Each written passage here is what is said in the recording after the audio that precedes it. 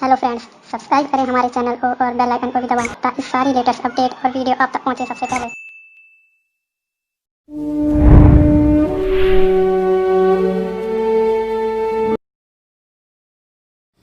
You are welcomed in our channel ज्ञान की शक्ति।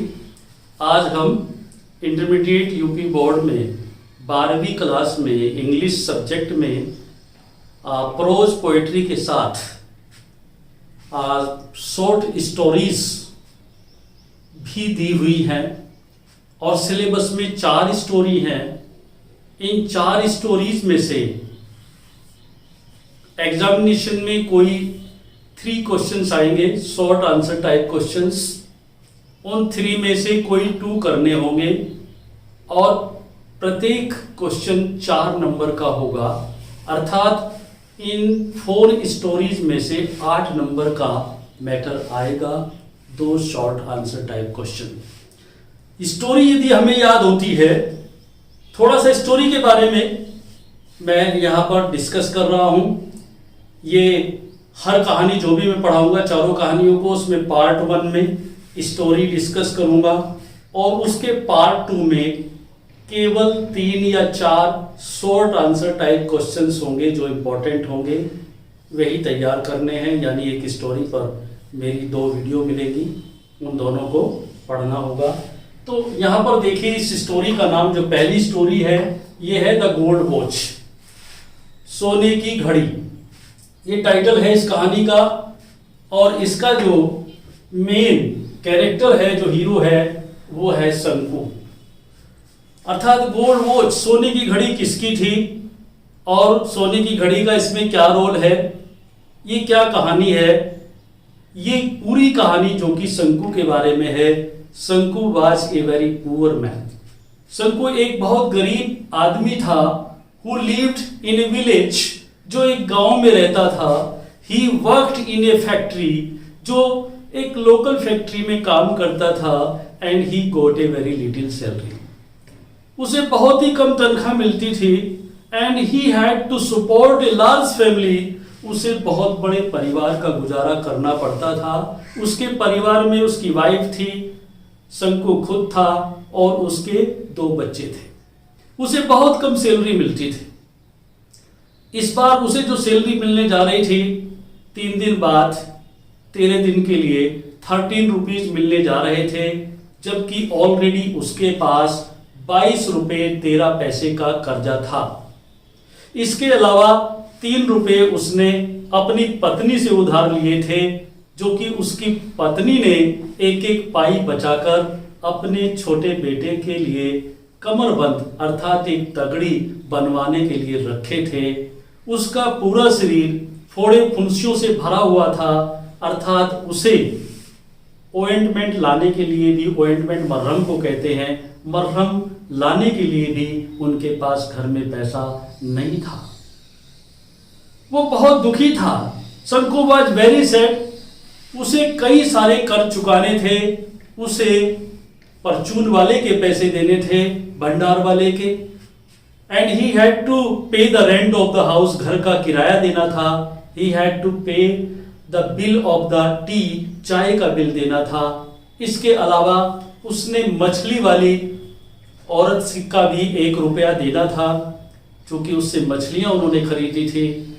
तो इस प्रकार से ही हैड टू पे मैनी बिल्स, बहुत सारे बिल उसे पे करने थे और उसके पास पर्याप्त पैसा नहीं था। So he was very disturb, वो बहुत डिस्टर्ब था, बहुत परेशान था।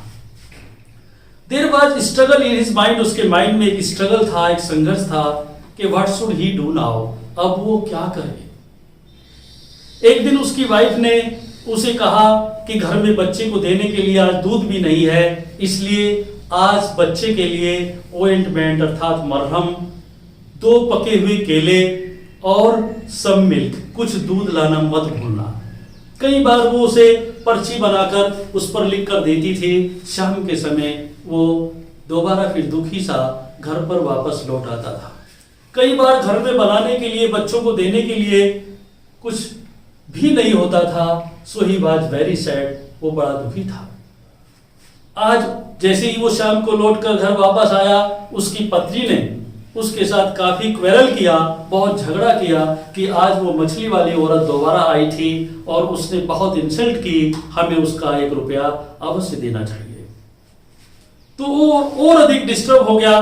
फैक्ट्री में भी जब वो काम पर आता था, उसका काम में मन नहीं लगता था। सब लोग घड़ी की तरफ देखते थे, वो ये सोचते थे कब छुट्टी हो, हम अपने घर जाए। वो भी घड़ी की तरफ देखता था, वो सोचता था घर जाकर क्या करूंगा, लोग मुझे इसी तरह से घेर लेंगे जिस प्रकार से कि किसी बेकार एक कुत्ते को उपद्रवी लड़के घेर लेते हैं और चारों तरफ से उस पर पत्थरबाजी करते हैं। तो ऐसे ही लोग जिनका पैसा मुझ पर चाहिए, कर्जा चाहिए, वो मुझ पर पत्थरबाजी करेंगे। सो ही वॉज वेरी सैड, बहुत दुखी था। एक दिन उसके दिमाग में एक बात आई, उसने अपनी फैक्ट्री में देखा कि एक इंजीनियर है जो कि एक सोने की घड़ी पहनता था। उसके दिमाग में आया कि वो 1 बजे लंच होता था, उस घड़ी को उतार कर टेबल पर रखता था, और वो टेबल जो कि खिड़की के पास थी, अर्थात बाहर से जो खिड़की खुली हुई थी, बाहर से कोई भी उस बोझ को उठा सकता था। ये बात उसने अपने दिमाग में सेटल कर ली कि अगर वो उसकी घड़ी को चुरा ले और उसे वो लगभग 20 रुपए में बेच देगा तो उसका ये पूरा कर्जा निपट जाएगा और वो कर्जे से छुटकारा पा लेगा। ये बात उसके दिमाग में घर करती गई, और जो वो घर जाता था और उसके साथ झगड़ा होता था, वो परेशान होता था, वो उसके बाद फिर सोच लेता था। कई बार ये स्ट्रगल उसके दिमाग में हुआ कि चुराऊं ना चुराऊं, अर्थात इस प्रकार के थॉट्स उसके माइंड में आते थे, चुराऊं या ना चुराऊं। कभी गुड थॉट्स आते थे, ना चुराऊं, कभी बुरे थॉट्स आते थे, चुरा लूं, अर्थात ये बात आती थी। लेकिन अल्टीमेटली परिस्थिति बस वो मजबूर हो गया, और जब वो एक दिन फैक्ट्री में आया तो उसने मन बना लिया कि आज मैं इस घड़ी को चुराऊंगा। जैसे ही वो लंच हुआ और इंजीनियर ने 1 बजे अपनी घड़ी उतारी और उसने टेबल पर रखी, हाथ धोकर वो लंच करता था और उसके बाद फिर आकर घड़ी पहनकर अपने काम पर लग जाता था। तो इसी बीच में जैसे उसने घड़ी टेबल पर रखी, बाहर से खिड़की से जाकर शंकु ने उस घड़ी को चुरा लिया। लेकिन बड़ा इंपॉर्टेंट क्वेश्चन यहां पर आता है, ये 2 क्वेश्चन बड़े इंपॉर्टेंट बनते हैं कि व्हाट डिड शंकु feel before stealing the watch. घड़ी चुराने से पहले शंकु ने क्या महसूस किया, कैसा महसूस किया? कभी यानी व्हाट डिड शंकु feel after stealing the watch, और घड़ी चुराने के बाद कैसे महसूस किया? इन दोनों क्वेश्चंस में से एक क्वेश्चन जरूर एग्जाम में आता है। तो देखिए, उसने चुराने से पहले क्या महसूस किया? चुराने से पहले उसने ये महसूस किया कि यदि वो उसे चुरा लेगा तो वो 20 रुपए में बिक जाएगी, उसका सारा कर्ज निपट जाएगा और वो जो भी उसकी सैलरी मिलेगी पूरी सैलरी मिलेगी और उसका गुजर बसर ठीक ढंग से चलता रहेगा। लेकिन जैसे ही उसने उस घड़ी को उठाया, धीरे से हाथ उस घड़ी तक पहुंचाया खिड़की के माध्यम से, और उसने उस घड़ी को उठाकर और at once he put that watch into his pocket, अपनी पॉकेट में उसको रख लिया। जैसे अपने ट्राउजर की पॉकेट में रखा, उसका हाथ अंदर ही था, एकदम से उसकी नजर गेट पर गई उस कमरे के, और उसने देखा Madhavan was standing there. Madhavan नाम का एक व्यक्ति, उसका एक साथी वहां पर खड़ा था। उसने देखा कि शायद उसने मुझे देख लिया और उसे पसीना आ गया और वो उसकी तरफ देखता रह गया। माधवन ने सोचा कि इसे क्या हो गया। माधवन ने कहा कि व्हाट हैपेंड विद यू, तुम्हारे साथ क्या हो गया भाई? तब उसे जान में जान आई कि शायद इसने मुझे चुराते हुए नहीं देखा। लेकिन एक आदमी को उसने देखा कि एक आदमी और गेट के सामने से आगे निकला हुआ जा रहा था, बहुत तेजी से जा रहा था। उसने सोचा कि शायद उस आदमी ने देख लिया और वो अभी दूसरे वर्कर से बताने के लिए जा रहा है, और एट वंस ये सारे लोग मुझे चारों तरफ से घेर लेंगे, मैं रंगे हाथों पकड़ा जाऊंगा। घड़ी मेरी पॉकेट में है और ये घड़ी मेरी पॉकेट से निकलेगी, वो मुझे खूब मारेंगे, लातों से मारेंगे, घूसों से मारेंगे, और आज मुझे मेरी नौकरी से भी डिसमिस कर दिया जाएगा। अर्थात एक तरफ मेरी पॉवर्टी है, गरीबी है, और एक तरफ मेरी ऑनेस्टी है। What should I do now, अब मैं क्या करूं? एक ही सेकंड में इतने सारे थॉट्स उसके दिमाग में आ गए और वो सोचने लगा कैसे कि इससे किस प्रकार से छुटकारा पाऊं, इस घड़ी को कैसे मैं वापस उसके प्लेस पर रखूं। लेकिन जैसे ही माधवन ने थोड़ा सा इधर जाने के लिए अपने पग आगे बढ़ाए, उसी समय उसे मौका मिल गया। At once He took that watch from his pocket. उसने उस पॉकेट से अपनी उस वॉच को लिया और एकदम से he put that watch on the table on that place. उसी प्लेस पर उसने उस घड़ी को वापस रख दिया. And he got a sigh of relief.